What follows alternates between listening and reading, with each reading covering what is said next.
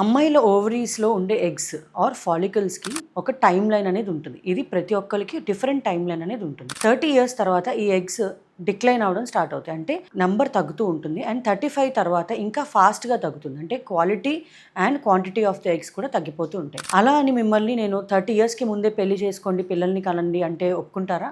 Are is it practically possible?